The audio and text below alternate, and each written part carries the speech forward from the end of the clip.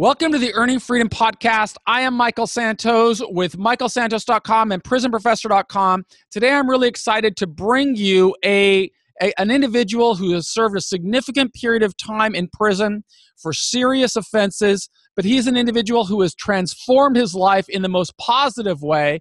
And rather than me tell his story, I think it's best for him to tell his story. He's known throughout the Bureau of Prisons as King Tone. King Tone, welcome to the Earning Freedom Podcast. Why don't you tell us a little bit about your background? Well, my name is Antonio Fernandez. I'm known as King Tone, as you said, not only in the law enforcement, division of government, but other branches also. The name is known as someone that's, as you would say, criminal mischief, which I call this. I start to articulate my ideas and I start to form groups to stand against abuses and the social abuse that we have in poor neighborhoods. But anyway, that was the fire that started Antonio Fernandez to become King Tone. But King Tone, was hooked on crack, was smoking, was lost in the 80s, made it big dealing drugs. But as you were doing these things, it never quite fulfilled the desire I was looking for. And I didn't understand why, because I was making my money. I was with the guys that were most famous in the drug game.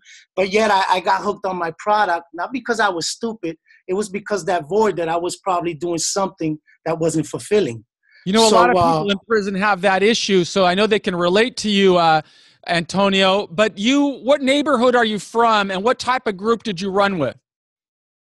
Okay, I'm from East New York, Brooklyn. I was born and raised in East New York, Brooklyn.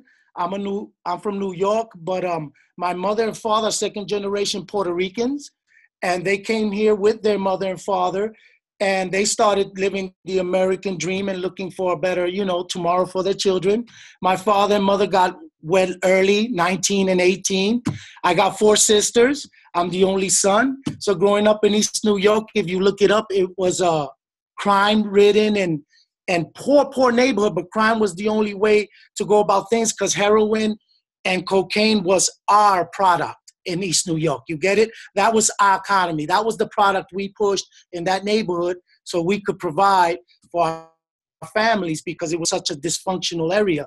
But anyway, saying that, a lot of the youth that were from that area pick the drug market as their future. You get what I mean? As this is what I'm going to do. So in 3rd grade, when Mr. Chodish told me, hey, you're a spick, you don't learn well, you have those racial tones, I decided that I'd rather hang out in the corner with Babito and the other guys that were making money, treated me right, always took care of me and my mother, not in a bad way, but the economy moved and I could help those around me. And you could say it's bad or good, but what I'm saying, that was the economy around me that I chose. And that led to a very, very serious lifestyle, that goes into crimes.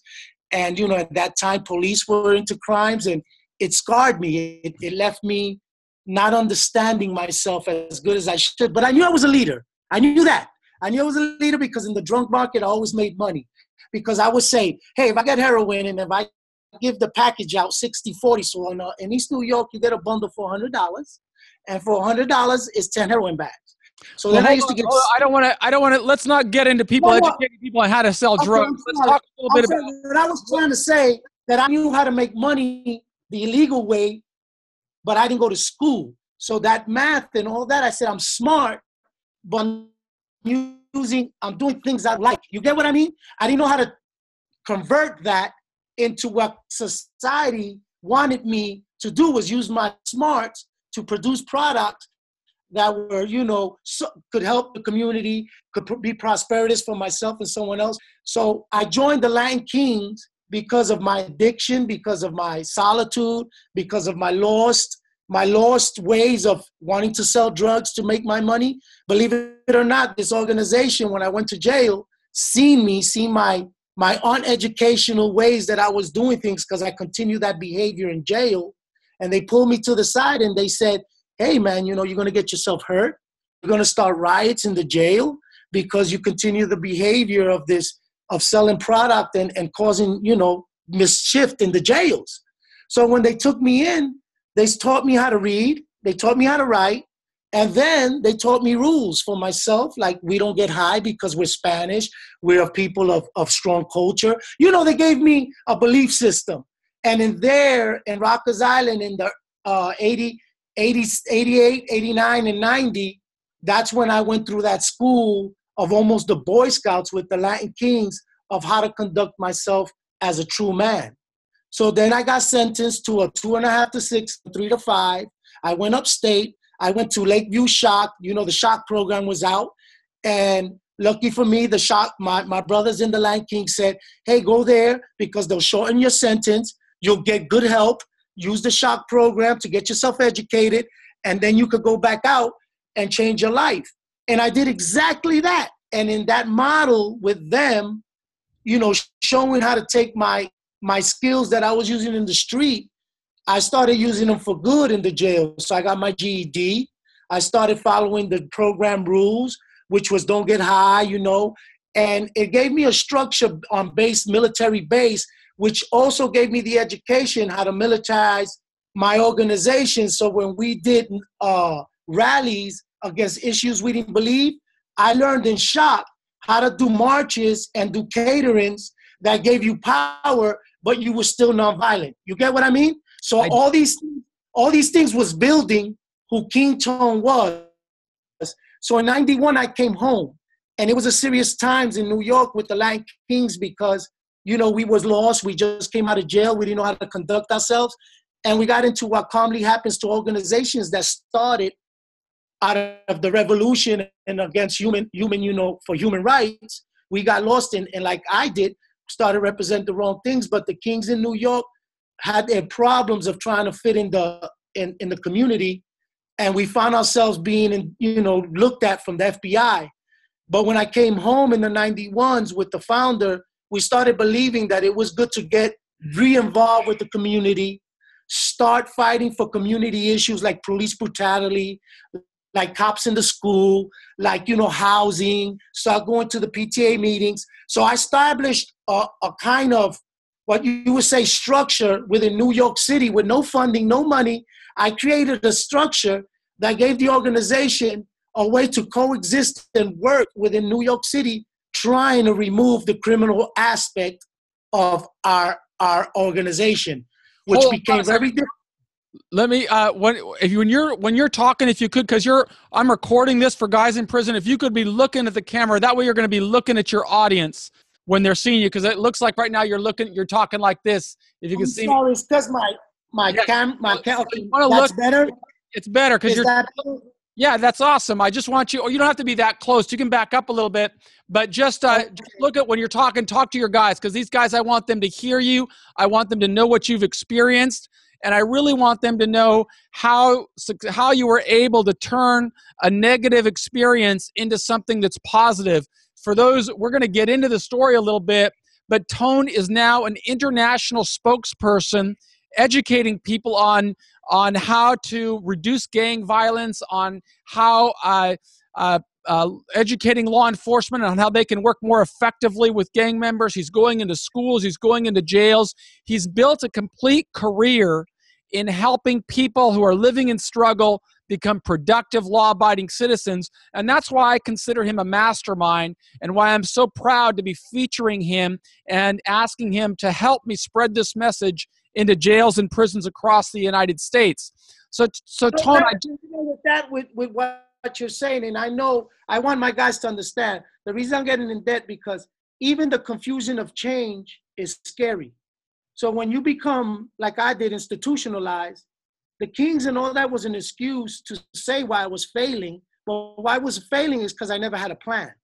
I never really sat down and told myself, to be successful, you got to set some goals. And in these goals, you got to set ways to meet them. And when you meet these goals, you might not get there the way you plan, but you always keep the goal, but always keep in mind that you might have to take a different route to get there. Let me say something else, Tone. A lot of times you may set these goals, and then obstacles are going to surface, and you're going to have to go through struggle again. And I know that despite your efforts to try and reform and bring great things to your community and to the Puerto Rican people and to empower people of poverty, you faced challenges, and you were brought back into the criminal justice system. And I know you went through a series of United States penitentiaries. Why don't you tell our audience a little bit about where you served that time, what you did while you were in there, what resistance and challenges you faced, and how you overcame it. So the first thing was, when after what I explained to you, when I became part of the nation, we started a revolution in New York State. We made the United Families Coalition that was united with 32 mothers that, their sons were suspiciously shot. We were united with the National Congress of Puerto Rican Rights with Richie Perez, who, rest in peace, was an ex-Young Lord. We united with Al Sharpton and the National Action Network. I started connecting the dots with my organization. I said, if you want to be prosperous and you want to represent that your change, you must change the people you got around you. So then instead of me always being on the corner trying to look for justice, just screaming at it and keeping it, in that block where nobody really heard my cry, I told the guys, let's unite. Let's find these people who in the past knew how to be successful in bringing messages of the community to the forefront of the media and to those who got the power to bring change to our community. So I learned to organize. So within the Lion Kings, I made them, like you said, a product. So what I told the National Action Network and Richie Perez and the mothers, I said, we'll do this. We'll give you the people you need so they have to listen. Because when you bring 50 people, nobody listens in New York. But if you bring 1,000, then you bring people to listen. And so I said, if we all come dressed as the brothers and sisters of the nation, it will bring the media. When they come to see us, we let the mother speak. And when the mother spoke, the issue was heard because we went. You understand? And our presence is what sold their message. And in that, I became an enemy of the state, not because it was personal, none, but when you start dealing in government, when you attack a government official like Giuliani, you better be standing right because they're going to check your backyard. So the second thing I learned, you can't live two lives. If you're going to be a businessman, be a businessman. If you want to be a criminal, don't try to be a businessman. Stay out of this agenda. Don't fake it to the world because you will fail. You got to be 100% sure that you want to be clean. You want to pay your taxes. You want to pay your child support. You want to get everything together so when your business becomes successful, you owe nobody nothing because you took care of all those little things that you used to ignore as an ex-felon. We ignore things because we didn't want to face the obligation of going through the tedious work that it gets to make something work like a corporation, which I am now. I'm incorporated myself. We'll talk about that. So what I wanted you to listen is, I got arrested because when we made this movement, we made enemies. So the next thing I learned in business, don't make enemies. You should always leave the table friends. So anyway, they gave me 13 and a half years. And because of my political connection and the things I was involved in the street, I got 12 and a half years for being a lookout to a heroin sale. And I traveled the country. I've been through 12 penitentiaries, and they flew me for 3 years. I took in solitude. Please don't say 12 penitentiaries. The men want to know where you were. So please tell me, where were you? Let me start. Okay, let me start like this, right? So I'll give you the voyage, right? So I get sentenced. I take my 151 months, 151 to 181 months I was sentenced to because my crime had no violence. We got it. 130 calls.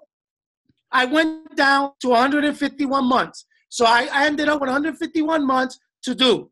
So the first stop was Lewisburg. When I got to Lewisburg, of course, because of who I was, but let me make clear, I spent almost a year and a half in MCC, New York, which is the metropolitan place where they keep you when you get sentenced. I stood in special housing unit there on 10 South. In 10 South, I met the seven young individuals, high-end criminals that really made me think about my future. I said, do you really want to spend the rest of your life with guys that are going to be locked up 23 hours a day with no future? It's finished. You're over. You don't play no more. You're out of the game. So I said, let me take this solitude confinement to rethink my life plan. And through those 3 years of loneliness when people were, you've been locked up. Being by yourself is one of the biggest challenges for anybody who's got any title. Christian, Muslim, gangster. You know what I mean? You're going to be put to the test, your beliefs, because all you got is yourself. And in those 3 years, Grow Up, Grow Out was born. I learned my purpose. I learned what I wanted to do. I learned why I wanted to do it. I told myself what I had to do it. And this was born while I was going to Lewisburg, and they would put me in the special housing for gang. Then they took me over to Terre Haute. And Terre Haute, I stood by D Block, Death Row. I stood in Terre Haute. Has many prisons. Which complex were you at Terre Haute? Penitentiary. Okay. Penitentiary, Old Terre Haute, where it had the gates. It still didn't have the wall. I seen the death house being built for Tim McVeigh. I was there when they moved me because they were going to kill Tim McVeigh. Mm-hmm. And all these moments that you think as a criminal, wow, look who I met. I was saying, you're so close to the end. You're seeing it happen. And you're seeing these big names do it like you were a big name. But you still see where they're ending. It ends with a sad ending. No success. Tim McVeigh could say all he wanted. He ended up in a sad story which had no profit for no one. Yes. So my point is, go ahead. Then you moved from Terre Haute. Where did you go from Terre Haute? From Terre Haute, then they flew me, and of course through all this I'm being flown to Ohio, which got an airport jail there. And I stood a lot of my time in their shoe because a lot of wardens didn't want me in their jail. You mean was that Oklahoma? You mean Oklahoma? Right. Oklahoma. Okay. So in Oklahoma, when you go through transit, what they started doing was using special housing. Instead of transit, it became my home. Right. Because what happened, my points was too low to go to ADX, but they were too dangerous to go to a low. So I was stuck in that gray area where you wanted to be a bad guy, so your name is bigger than your record, so we got to treat you like a bad guy. You get my point? Mm-hmm. So a lot of you always understand in the federal penitentiary and where you go, the jacket you build for yourself will always follow you. Today as a businessman, I want to be called Antonio Fernandez. But by my jacket, I'm called King Tone wherever I go. Mm-hmm. And it gives me my business, but my point sometimes I said, I wish my name was over that, that product that I built that had such a negative form in what people thought I was in my life. Now I transformed it to a positive.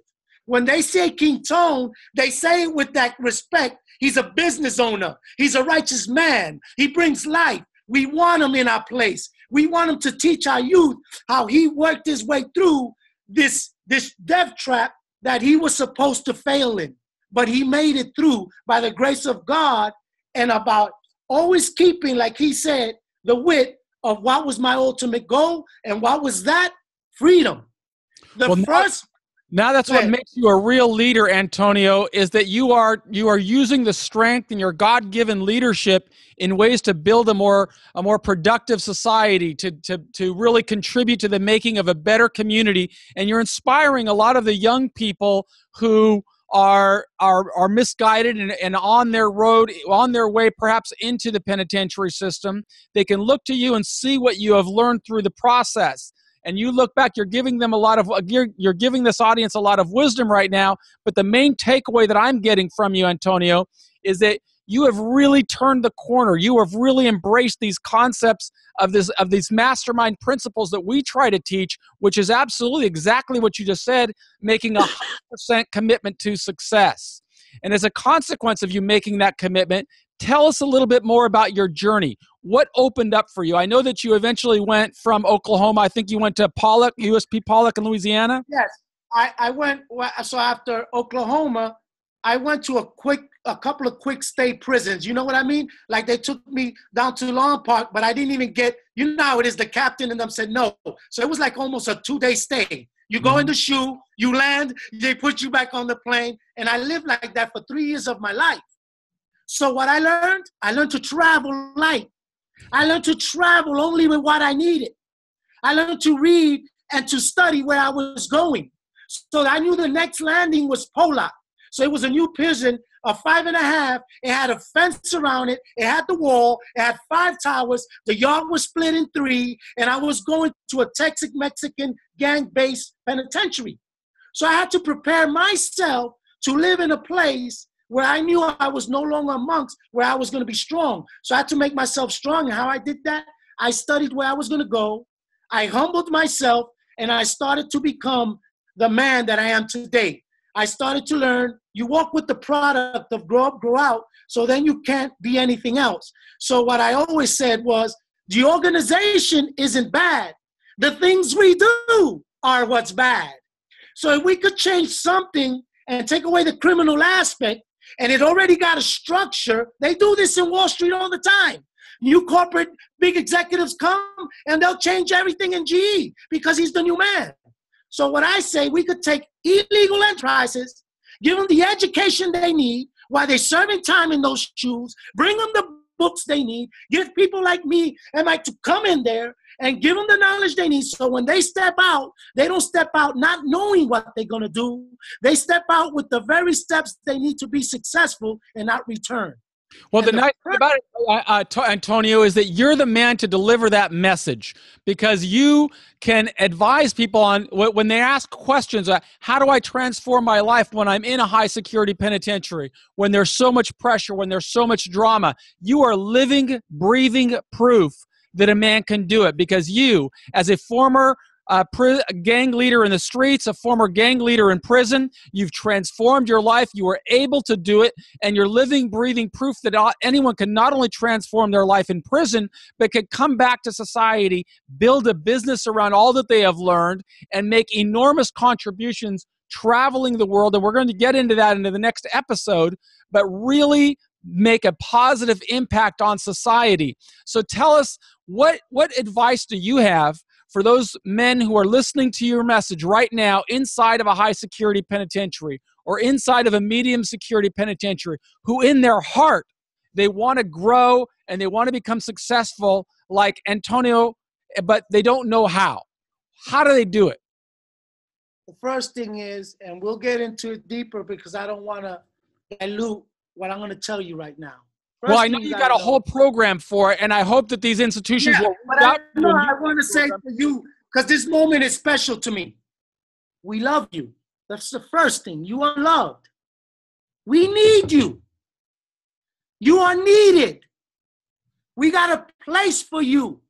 You belong here. You belong here, free. You don't belong there. And when you accept that truth in your heart, you will free yourself from that cage. And when you're free from knowing I want to be free this time, not because my daughters, not because my wife, not because the neighborhood, because I deserve to be free. I deserve to be prosperous. I deserve to laugh. So when you grasp that, you became a businessman because you believed in you. So when I was the downest and I wasn't supposed to believe in me, and they said King Tone isn't a product, he's a fraud, he failed, he can't get back up, he can't sell that product again. I said, no, I could reestablish it. I could educate it. I could learn. And I started reading in the shoe. First, I read on what I wanted to be. So if I wanted to be a speaker and I wanted to be righteous, I bought books like Martin Luther King. I got Gandhi's book. I started studying the great men that brought peace to their world. So I learned to study messengers. But that's my business. Your business might be carpentry. You might want to be an electrician. Then that's what you get in the shoe. You find a way to get it in like a dope fiend gets dope. Mm-hmm. You bring that into your cell and you learn it. Mm-hmm. And you start practicing it. And every time you get out, you look for the unicorn. Unicorn is a prison industry that's supposed to, if you work with it, you're part of the system. I worked in Unicorn to learn everything I needed to learn. So when I got home, I had something to sell. Mm-hmm. So go ahead, sir. No, you go ahead. You're doing great. No, because I want them to learn, because I'm also a Puerto Rican nationalist, and that's not famous. So when I was in jail, one of my leaders said, if you work in Unicorn, you're helping the system.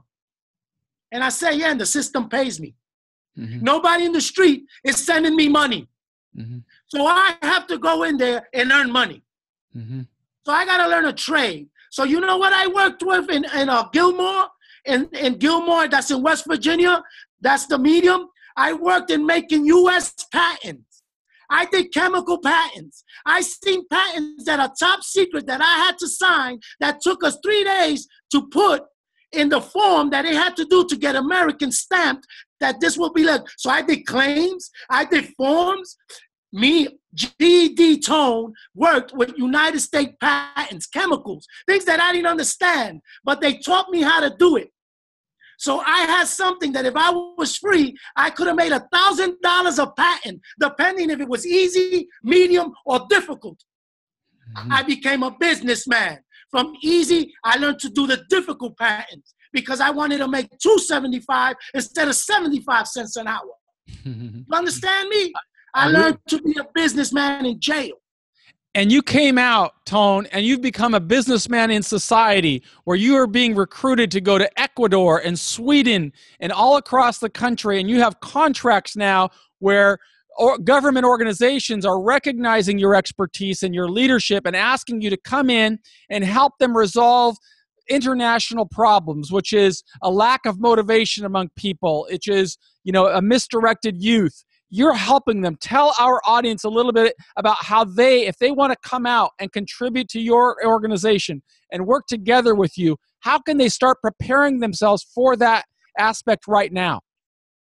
So the best way that, of course, if you're inside, like I said, educate yourself, get what you get, and then start making connections. So when you come home, people like me, like Tone. You've been listening to this podcast, so you're gonna call them. You're gonna call your prisoners and beyond. What do? You're gonna start looking for everybody that could give you an answer to a question, a key, right? When you're in jail, you go to the law library to find the key to freedom. So once you got freedom, now you got to find the key to success. So yesterday, I just met the young man. I was like, you know what? I got a product. I don't know how to sell it. And I'm going to sell t-shirts. He says, you want to be a millionaire. You don't want to make 23 bucks. You see?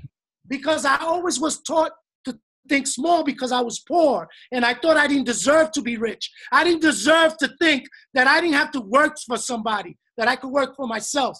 So what the government likes about me is that I go in and I teach the organization and the kids and the prisoners are not the only problem. We need you to come to the table too as the Justice Department and as the policy writers and tell us what you don't like what they do. And then they could tell you what they don't like. And maybe as a team, we could come when we start listening to a message of change. So the governor knows that the street organization knows I'm not a snitch. So when I sit with them in the Justice Department, I'm not bringing criminal information. I'm bringing information of the woes they need so they could change their behaviors and the doors they need open, like boys clubs, parks, safe spaces. You know what I mean? Their documents, whatever they need that you should make easier for them so we could fast track them back into society. Mm-hmm. That we don't make them wait 90 days for a Social Security card after they did 15 years in your prison. Mm-hmm. They should be ready to go for business. Mm-hmm. So then we need administrations to make sure that every individual, before they go to that little class that we laugh at and we're going to be released, pre-released, that we have them ready. That when they're sitting in that class, they say, here's your envelope. Here's your Social Security. Here's your birth certificate. Here's your card. You know who you are. You can prove who you are. Here's your license. Now go get a job.